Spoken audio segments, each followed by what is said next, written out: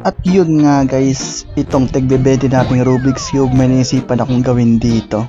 Makikita naman guys sa video na medyo smooth na siya pero struggle pa rin. At dito nga guys naisipan ko lagyan ng lube itong tig-20 nating Rubik's Cube. Ayan guys, as you can see guys, makikita nyo na pagkalagay ko sabay iti-turn ko at nakita nyo naman guys na smooth yun nilagyan ko. Tapos yan pinaglalagyan ko lahat ng edges dyan sa part na yan, tapos inikot-ikot ko na naman, tapos scramble para ma-distribute na mabuti yung lube. At dito nga guys sa sobrang distribute ng lube, ayun, na-distribute din siya sa labas. Smooth na siya guys hanggang sa labas guys. Ayun no, kita nyo guys, punas ako ng punas dyan kasi nagkalat talaga sa labas, no. Tapos dito guys, since goal natin na mapabilis itong tig-20 cube na to, yan, nilagyan ko ng DNM37. Yan nga guys, tamang patak-patak lang ako kapag pumatak, sabay guguluhin ko na naman dyan, didistribute ko na maigi.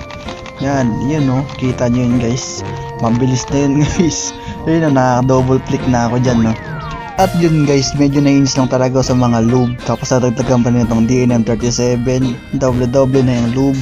Yan, puro lube na yung labas dyan guys. Ang bilis na rin ng yan, pag ginawakan mo, dudulas at dudulas na yan. Yan, kakasabi ko na nga lang, ang dudulas na nga ng labas, tapos nilagyan pa ulit no, parang ewan.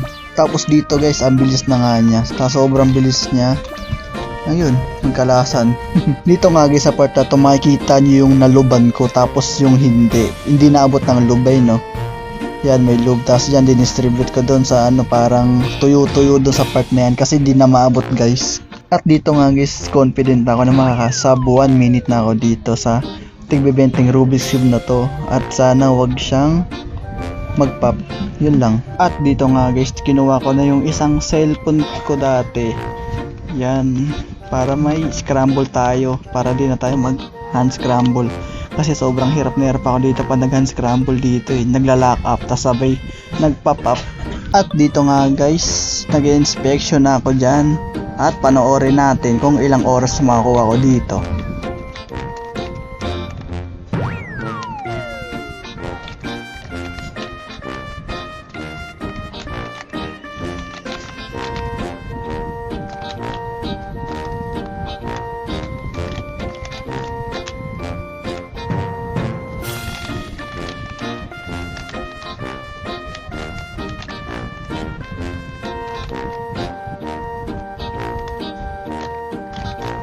At dito nga guys, na-recognize ko siya na COLL siya at boom, mali yung execution.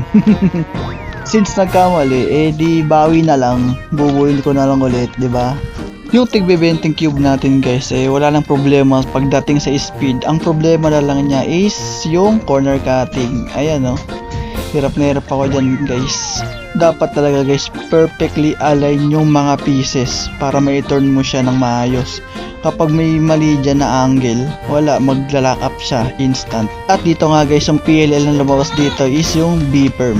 Boom, 1 minute and 6 seconds. Wala guys, di ako papayag dyan, dinoga ako. Isa pa tayong solve guys, at gusto ko under 1 minute. Hindi ko titigilan yan, bahala kayo. At dito guys, tamang inspection na ako dito.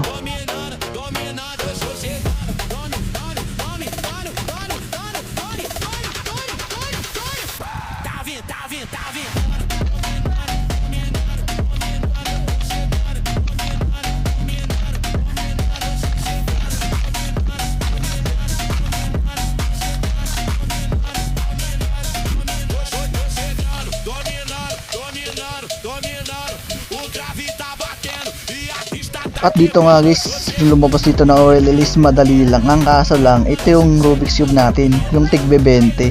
Yan, lock up na lock up pa ulit-ulit. At yun nga guys, nakaraos din at A-perm yung lumabas. At boom, 40 seconds. Okay na ako dyan guys. Goodbye na.